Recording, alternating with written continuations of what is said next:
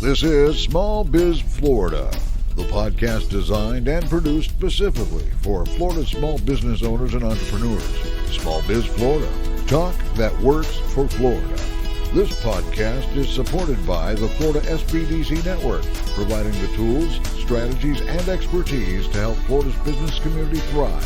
Visit the Florida SBDC online at www.floridasbdc.org or contact your local office and get started on your path to success today. This is Small Biz Florida, the podcast and broadcast that's all things business across the state of Florida. And if you've been tuning in lately, you know that Small Biz Florida has been on the road again. We are attending, working, serving, covering the 2022 Florida Chamber of Commerce Future of Florida Forum. Over 700 folks in the room, business leaders, government leaders, educators, all talking about the future of Florida and where we want to be in the next 8 to 10 years. Looking at the 2030 blueprint created by the Florida Chamber. And it has been some great conversation. Over 60 presenters speaking on all kinds of topics involving business across the state of Florida. And we've got what will absolutely be my favorite guest now on Small Biz Florida, our very own president of Indian River State College, Dr. Tim Moore. Dr. Moore, thank you. Listen, you're a busy, popular guy here at the Future of Florida Forum. Thank you for taking time out to talk to us. My honor to be with you today. Absolutely. Dr. Moore, listen, it goes without saying that you've brought a whole new level of enthusiasm and I innovation, entrepreneurial mindset to what is what's a nice way to say it? Kind of a historical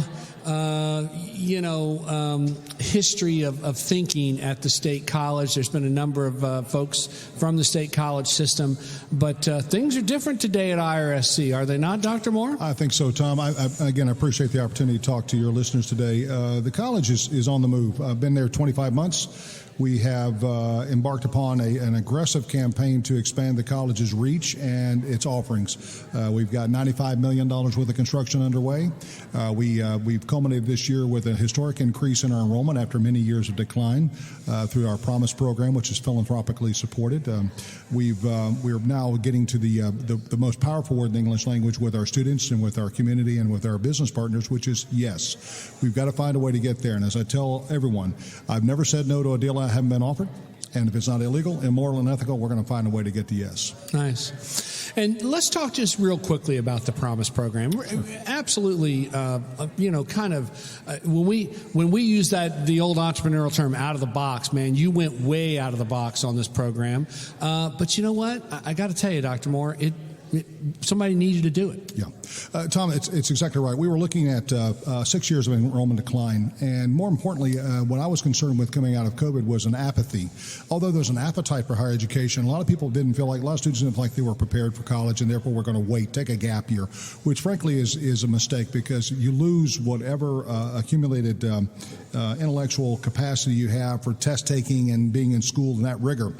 So what we decided to do was to utilize funds from the foundation and go out. And you notice, Tom, we didn't call it a scholarship. That has a connotation for kids like me that I was not a real smart student, and if you said scholarship, I would automatically select myself out of that zone of consideration.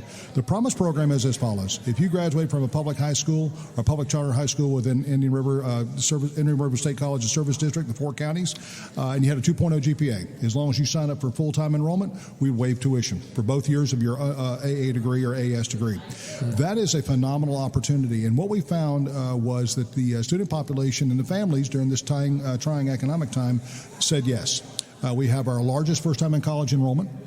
Our Gateway College courses, our math and English composition courses are bursting at the seams. We secured over 33.5% of all high school graduates in the district are enrolled in the college. That's a phenomenal opportunity. And what that allows us to do then is to work the magic of our faculty in the classroom to allow the intellectual awakening of these students to occur and to believe in themselves that they can. Let's talk real quickly, too, because it's been brought up a number of times. But obviously, primary theme of this gathering, theme of the Florida Makes gathering a couple of weeks ago is obviously workforce. It's a top-of-mind issue right now.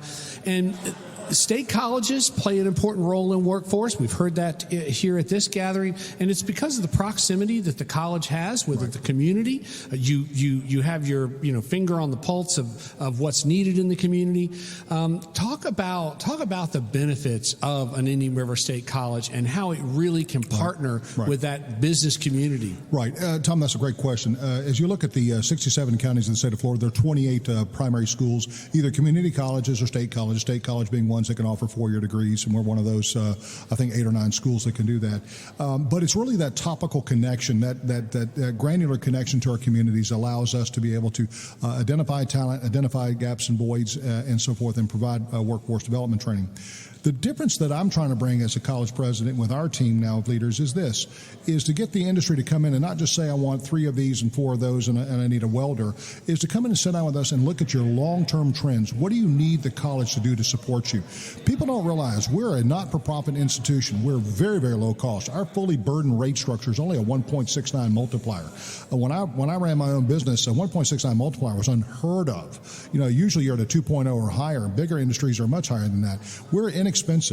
And yet we're available, and we have almost one of everything. So we have the ability to help them. Second part that we've got, and I think that industry fails to understand this, is that most industry leaders look at colleges as if they were in their student modality, looking at through the student lens, versus as an industry partner and what we can actually do for them. We can jointly fundraise. We can jointly go after federal and state grants. We can utilize building space for them for dedicated new equipment transition programs, on and on and on. Industry's got to step forward and engage us, because that's the critical pathway to developing workforce of the future. Nice. Now, you were one of the primary presenters, a very popular presentation. Blurring the nexus of education and business was the topic that you spoke on. Sure. And again, you have been a big supporter of the partnerships, bringing business onto the campus. Talk about those partnerships. Talk about some of those partnerships and what they mean to students at Indian River State College. What I'm trying to do here is to get industry to locate on our campus. What most people don't realize, as a state college, we have the ability to lease, sell, buy, or trade property. So that allows industry an opportunity to come in and enjoy our benefits, as well as some of the velocity that comes with our ownership of the land. I'll give an example of that quite quickly and then jump back to this movie about what it means for industry. We secured a $10 million leadership gift for a charter vocational technical high school in Indiantown, Florida. $10 million gift was matched by $15 million from the foundation, $5 million from the state, $1 million from the county, plus land. We went from handshake to groundbreaking in 6 months. Wow. We're going to be opening the building next August. There'll be 400 kids enrolled in school learning vocational and technical trades. That's the speed of business. That's not the speed of academia. Right. So that's the ability of a college to go quickly if we utilize all the tools and rules that we can exploit to the greater good. With regard to industry coming into the college, the idea is look at us as not just a partner where you pluck talent from. Look at us as that melting pot between where education seamlessly integrates with employment and back and forth. I hire young Tom Kindred. He comes in. He needs a certificate in X, Y, and Z. We give it to him at the college. He goes off and gets a living wage. As Tom fits and assimilates in the culture of the business, Tom then may say, I need a management and leadership experience. I might need profit and loss and accounting experience. We send him back to the academy seamlessly, so he never loses his job, never has a break in service, never has any of those kind of things, and back and forth we go. That intimacy between where industry is occurring and education is occurring, that's where the students will get their exposure, their association, their simulation, and understanding what it takes to succeed. Wow, incredible. Talk about some of the offerings that you've brought to the college in terms of new resources for students. Sure. Quite impressive. Thank you so much. We're very proud of the fact we're one of 67 colleges or universities in the nation that's an Adobe Creative Campus. What does that mean to our students? It means that all the tools that Adobe makes in the cloud are free to all faculty, staff, and students, free on up to 5 devices. Because of that deal, we had Bloomberg and the Bloomberg terminals, which you see on Wall Street analysts' desk, as well as in your wealth advisors' desk. Those are available to faculty, staff, students, and public for free. We also have Bloomberg investment certificates to allow their students to learn how to manage money. We have a free patent attorney available to our students, faculty, and staff, so that if you innovate, you can create and protect your intellectual intellectual property and look at licensing and putting together new businesses around that. We have Wolfram Research, which is also a product that we enjoy, which is AutoCAD and computer-aided design systems. Very expensive technical piece of software, $10,000 typically per license, free to all faculty, staff, and students. The idea is that we should have a world-class education at very, very affordable prices. And with the Promise program, you basically can come to school for nickels and dimes. We think we're going to be graduating about 96% of our kids next year will be leaving the school owing $0 to anybody. Wow. Dr. Moore, I think you just gave the definition of blurring the lines between education and business.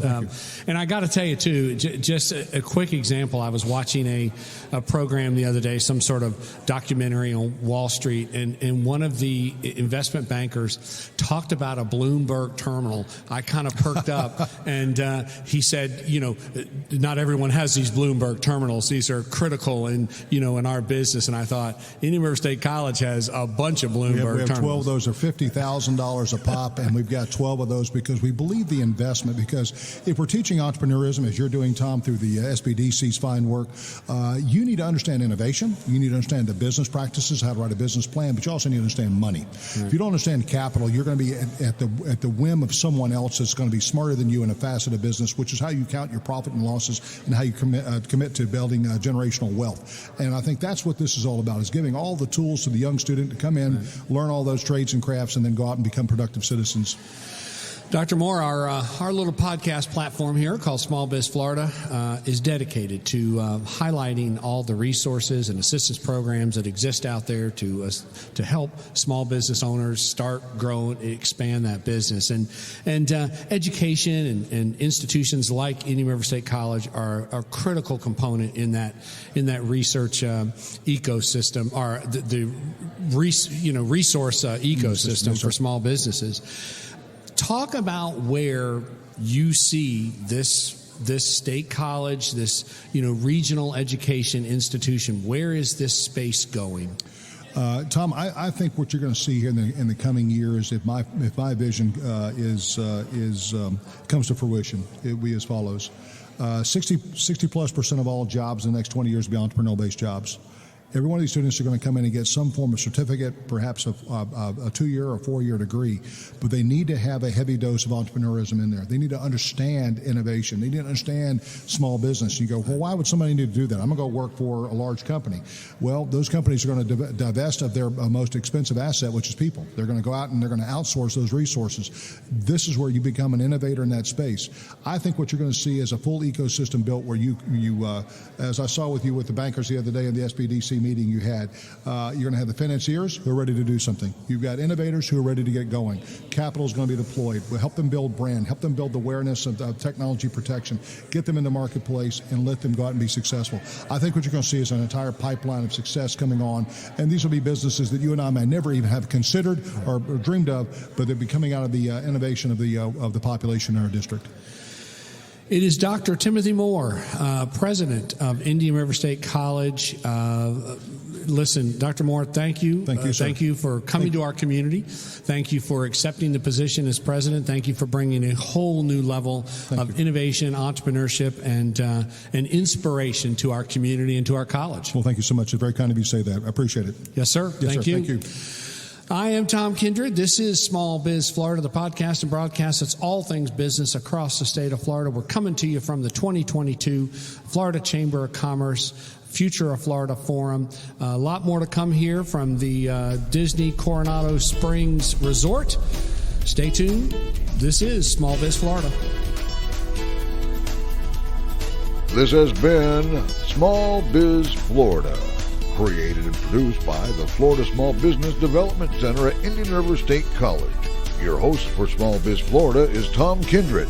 Partners for Small Biz Florida include WPSL and WSTU and Indian River State College, named the 2019 winner of the Aspen Prize for Community College Excellence.